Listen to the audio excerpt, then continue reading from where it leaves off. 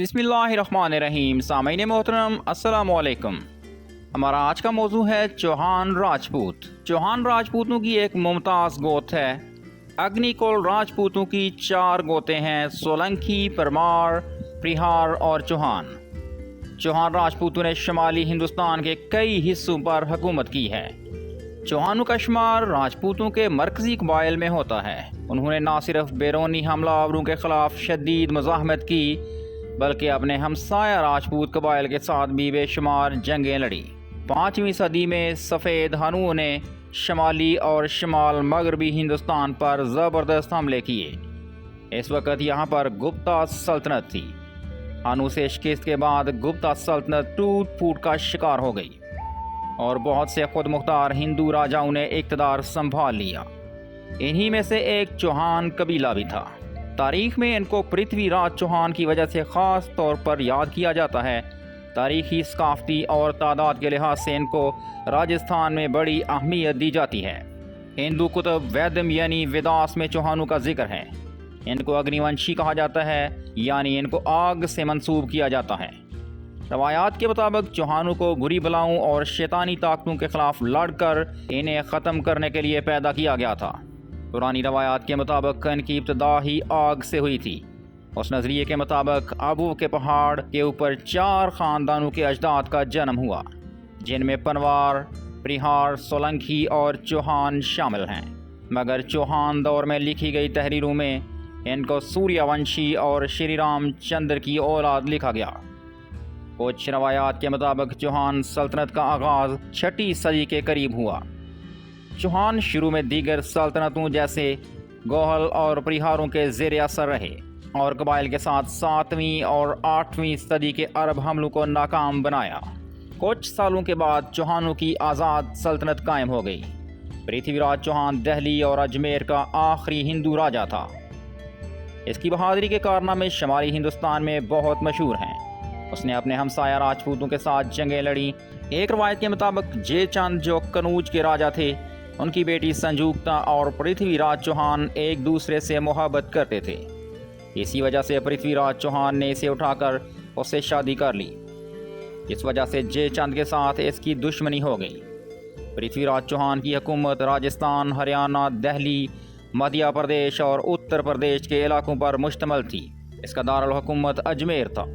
चौहानों ने 400 साल तक इन इलाकों पर हुकूमत की। 1190 या 91 ईस्वी को सुल्तान शहाबुद्दीन गौरी ने दिल्ली पर हमला कर दिया। दिल्ली से 70 मील शुमाल की तरफ करनाल के करीब तराइन के मुकाम पर इनका मुकाबला दिल्ली और अजमेर के राजा पृथ्वीराज चौहान से हुआ।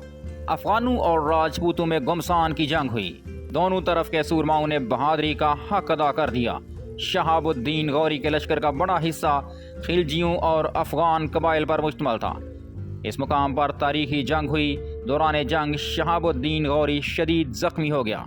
करीब था कि मारा जाता, लेकिन एक बहादुर खिलजी सिपाही ने इसको बचाया और वहां से निकाल कर ले गया। उसके बाद अफगान लश्कर में भगदड़ मच गई और शहाबुद्दीन गौरी को शिकस्त हुई। ज़बरदस्त कश्त खून के बाद इसका लश्कर भाग निकला और मैदान पृथ्वीराज चौहान के हाथ रहा। इस शिकस्त के बाद सुल्तान शहाबुद्दीन गौरी ने इसका बदला लेने के लिए जंग की भरपूर तैयारी शुरू कर दी और 1 साल के कलील अरसा के बाद दोबारा दुनिया के ये अजीम जर्नैल आमने सामने हुए। राजपूतों ने तलवारों से इनको खुशामदीद कहा और लड़ाई में बहादुरी और जवामर्दी के जौहर दिखाए। ताहम पृथ्वीराज चौहान का भाई खांडे राय दादे शुजात देता हुआ मैदान जंग में मारा गया, जिससे इनके लश्कर में अफरा तफरी फैल गई और जंग फैसला कौन मरहले में दाखिल हो गई। सुल्तान शहाबुद्दीन गौरी के लश्कर ने मैदान पर गिरफ्त जमा ली। इस नाजुक मौका पर पृथ्वीराज चौहान ने बच निकलने की कोशिश की, लेकिन कामयाब न हो सका।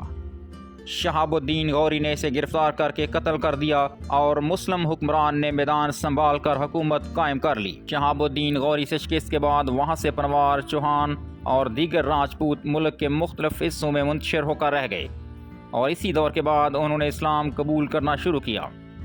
चौहान कबीले के सबसे पहले राजा जिन्होंने इस्लाम कबूल किया वो पृथ्वीराज चौहान का भतीजा ईशरदास था, जिसका नाम फ़खरुद्दीन रखा गया। बहलोल लोदी के दौर में चौहानों के मुश्तरका सरदार का नाम राणा हरी राय था। सामीन मोहतरम, अल्लामा फजल ने आईन अकबरी में जिन चौहान राजाओं का जिक्र किया है इनमें राजा बेसलदेव चौहान, राजा जगन्नाथ चौहान, राजा हरदेव चौहान, राजा बांसदेव चौहान, राजा श्रीदेव चौहान, राजा धर्मदेव चौहान और राजा पृथ्वीराज चौहान के नाम शामिल हैं। राजा पृथ्वीराज चौहान इस कबीले का आखिरी नामवर राजा था। इसने दिल्ली में सल्तनत को वसअत देकर इस कदर मुस्तहकम कर दिया हुआ था कि उस दौर के बड़े बड़े फरमारवा उसका सामना करने से कतराते थे। गोया हिंदुस्तान के बड़े और अजीम राजाओं में उसका शुमार होता है। ये 1170 ईस्वी को तख्त नशीन हुआ।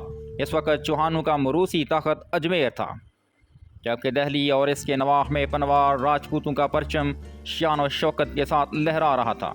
दिल्ली पर पनवार राजपूतों के आखिरी हुक्मरान अनंग पाल की चूंकि औलाद नौरीना नहीं थी, लिहाजा उसने अपने नवासे और चौहान कौम के चश्मो चिराग राजा पृथ्वीराज चौहान को सल्तनत का वारिस बना दिया।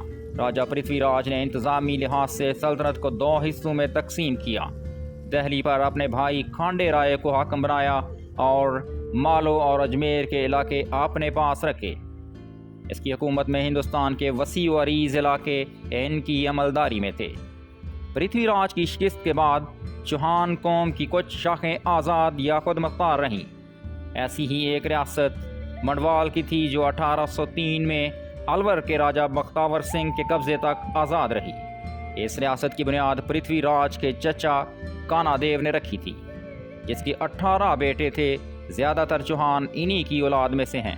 वो काका काना के नाम से भी मशहूर थे। उन्होंने शिव मंदिर को तामीर किया था।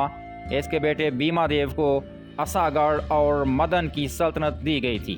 भीमादेव के 4 बेटे थे। इनमें सबसे बड़ा लखन देव था, जिसे मंदवाल का हुक्मरान बना दिया गया।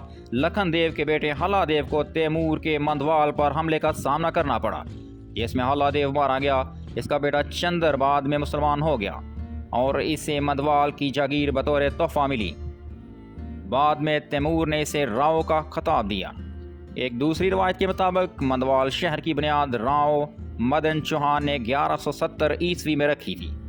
हलाजी मदन की नस्ल से थे, जिसका पोता चंदर मुसलमान हुआ और इसे राव का खिताब मिला। राव चौहान रथ के इलाके पर हुक्मरान थे। ये अलवर रियासत का हिस्सा था और शुमाल मगरबी सरहद पर वाक़या है। चंद्र के इस्लाम कबूल करने के साथ ही रथ चौहानों के सरबराह का ओहदा राजदेव को दे दिया गया, जो कि मंदवाल के बानी राव मदन पाल की नस्ल में 6 नंबर पर थे। रथ चौहानों की नस्ल के बारे में मुतज़ाद रवायात हैं।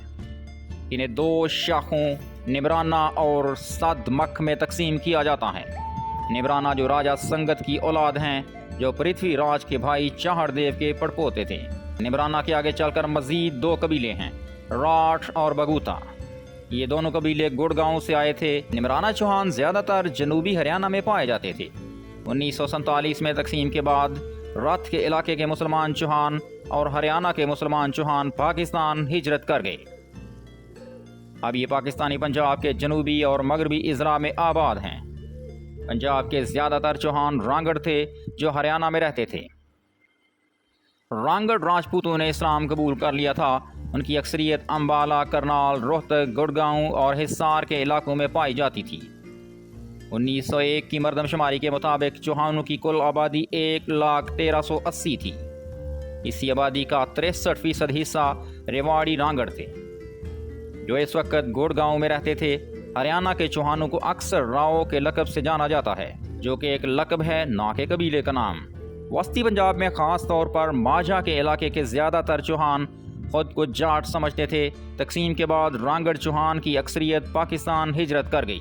भारत में चौहान मगरबी उत्तर प्रदेश के इलाकों बुलंदशहर, अलीगढ़ और आगरा वगैरह में कसरत के साथ आबाद हैं, जबकि बुलंदशहर के गांव देवतराया में उनकी आबादी 75% से ज़्यादा है और राजस्थान में भी ये काफ़ी तादाद में आबाद हैं। पाकिस्तान में चौहान राजपूत पंजाब के तकरीबन तमाम अजला में मौजूद हैं। सबसे ज़्यादा चौहान ज़िला गुजरांवाला में आबाद हैं। दूसरे नंबर पर ज़िला शाहपुर और सरगोदा, जबकि तीसरे नंबर पर रावलपिंडी के ज़िला में आबाद हैं। लाहौर, जेहलम, गुजरात, मुजफ्फरगढ़ और बहावलपुर में भी इनके लातादाद ख़ानदान आबाद हैं। ज़िला जंग और चकवाल में भी इनके कई ख़ानदान आबाद हैं। इस वीडियो में हमारा साथ देने के लिए आप तमाम दोस्तों का शुक्रिया। उम्मीद है कि आपको हमारी ये वीडियो पसंद आई होगी। अगली वीडियो तक के लिए अल्लाह हाफिज़।